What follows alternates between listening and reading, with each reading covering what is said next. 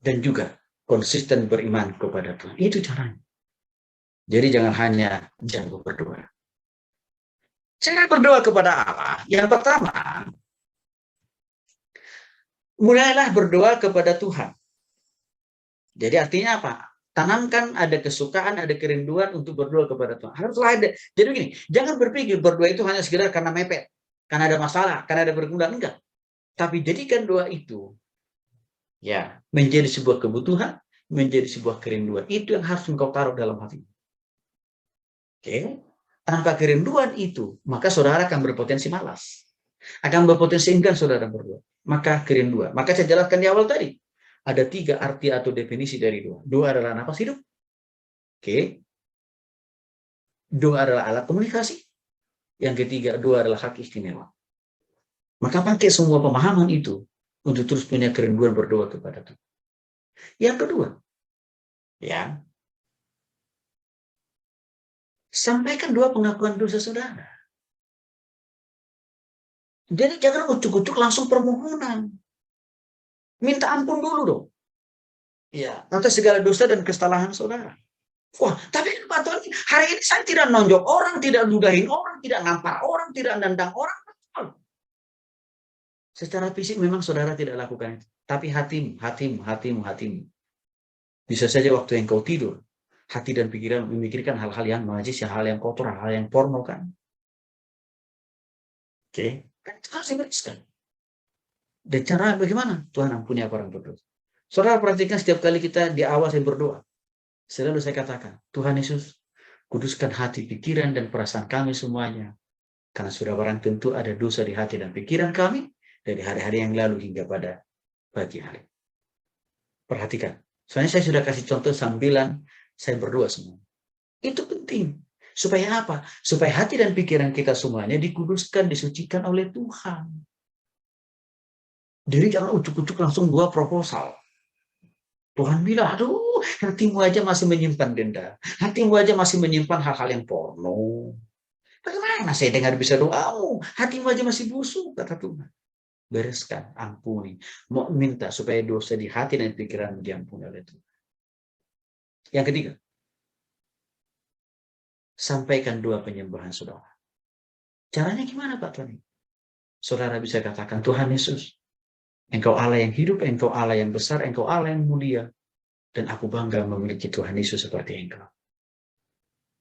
Itu kan bagian daripada penyembahan. Atau bisa juga misalkan bentuk penyembahan di sini, saudara menyanyikan lagu-lagu rohani. Nggak usah harus pakai toa, nggak usah harus pakai mic, nggak usah pakai sound system kan? Bisa juga di kamar saudara. Boleh dengan suara yang kedengaran, atau juga boleh di hati saudara, saudara menyanyikan lagu rohani. Yang sifatnya lagu penyembahan. Contohnya misalkan, ya Tuhanku, aku hendak bermazmur bagimu. Bermazmur itu artinya memuji Tuhan ya, memuliakan nama Tuhan. Selagi ku hidup. Enak banget. Jadi bisa diformulasi dalam bentuk kata-kata atau juga dalam bentuk pujian. Yang bisa saudara nyanyikan di hati atau dengan suara yang kedengaran. Ya, jadi nggak usah harus gereja tiap hari lah. Oke. Yang keempat, berterima kasih. Atau mengucap syukur. Inilah. Karena sebelum saudara ada hari ini, Tuhan sudah menunjukkan kasih setianya, penyertaannya, pemeliharaannya buat saudara di hari-hari yang lalu. Bukankah itu nggak perlu diucapkan terima kasih? Saudara bisa hidup hari ini dengan nafas kehidupan, kekuatan, dan kesehatan karena anugerah Tuhan. Artinya apa? Ya harus kita berterima kasih. Orang tua saudara aja ngirim bulanan saudara, ngirim kosan saudara, biaya uang tua saudara, ngirim uang pil saudara, saudara katakan terima kasih kan? Masa sama Tuhan nggak berterima kasih? Jadi dua pengucapan syukur. Tapi kan Pak Tony, saya lagi dalam keadaan sakit justru hari ini Pak. Perlu bersyukur nggak? Iya, kenapa? Kita katakan mengucap syukurlah dalam segala. Loh, Pak, orang saya lagi sakit kok. Orang saya lagi sedih kok. Iya, mengucap syukur. Mengapa? Karena waktu dalam keadaan rasa sakit itu, saudara bisa tak mengucap syukur, berarti artinya engkau tetap bisa berpikir positif dengan tengah rasa sakit yang engkau alami. Engkau percaya tetap Tuhan hadir dalam hidup. Engkau percaya Tuhan masih sanggup menyembuhkan. Jadi mengucap syukur itu bukan hanya karena baru dapat jodoh. Bukan hanya baru dapat untung besar, uang banyak, bukan. Dalam kesukaran sekali. Mengucap syukurlah kepada Tuhan. Kalau kenapa? Karena kalau kita hidup hari ini, itu karena pertolongan Tuhan yang untuk kita hari ini. Lalu setelah itu apa? Sampaikan permohonanmu. Jadi proposal permohonan itu baru di poin yang kelima. Nah, secara taktis, secara konkret, ini sudah selalu saya peragakan loh. Waktu kita di dalam doa pembukaan. Kelima poin ini. Permohonan itu jangan hanya melulu diri sendiri. Itu namanya doa egois. Perlu juga doakan orang tuamu kan? Terus apa lagi? Perlu nggak mendoakan dosen-dosen saudara atau atasan saudara? Karena kalau atasan saudara atau dosen saudara tidak dalam keadaan sehat, lalu saudara dapat pengetahuan dari mana? Yang ngajar saudara siapa? Kecil. Ya. Jadi pokok doanya itu juga harus berkembang. Perlu mendoakan pemimpin bangsa kita? Coba. Kalau para pemimpin bangsa kita ini korupsi semua, hidup kita susah. Maka kita doakan juga perlu mendoakan mereka. Mereka apa? Takut akan Tuhan, menjauhi dosa. Kita berdoa untuk dunia ini.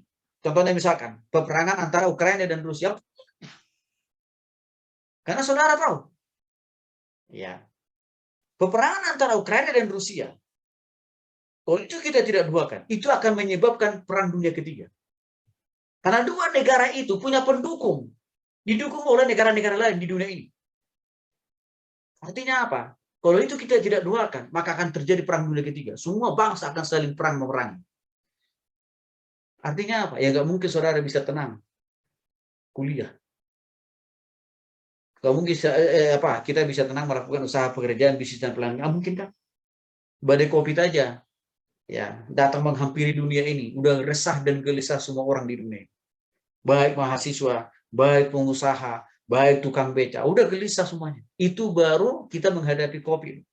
Apalagi kalau peperangan secara fisik. Maka itu kita perlu berdoa. Jangan hanya doa pribadi, jangan hanya berdoa egois lah. Bagaimana cara Allah menjawab doa?